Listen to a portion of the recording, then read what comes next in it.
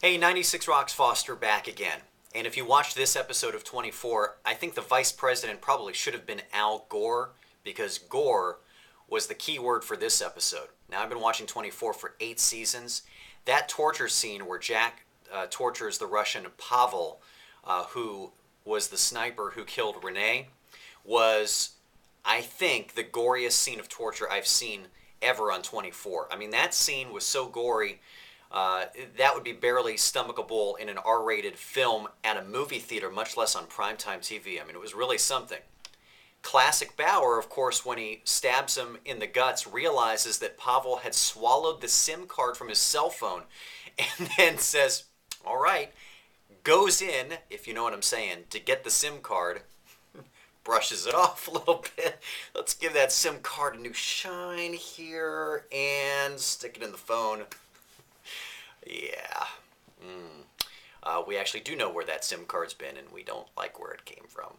That's when Jack finds out that President Logan was the last number called. Presumably now, Logan is behind this conspiracy. Again, another conspiracy for President Logan. Now we start wondering and start asking questions. We start thinking hypothetically, is Jack going to kill President Logan? Would he kill President Logan, a former president?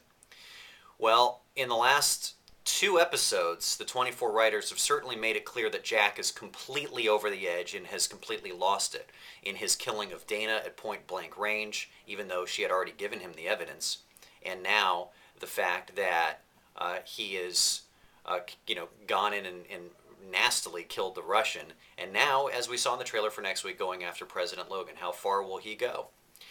The producers and writers of 24 put out a story this past week that said that is not going to be a happy ending for Jack Bauer, which was a story they had previously put out. They said that they tried some different writings of the script for the final episode and thought they were going to give him a happier ending, but it just didn't feel right. So it's going to be a very unsatisfying ending. But it also makes you think about, because even though they have to come to a conclusion and closure for the series, what they're going to do, because they're intending on making feature films. In fact, there's a script already in play for that Kiefer Sutherland has to review. Is he reviewing it as an executive producer? Would they actually finally kill off Jack Bauer?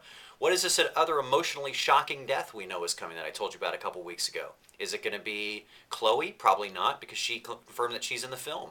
But could she be in the film as a flashback? Right? Or will they bring her back completely from the dead, like they did Tony Almeida? Will it be President Taylor? Will it be President Logan? I don't know. A lot of stuff to think about in the next few weeks as we watch the final 3 hours of 24.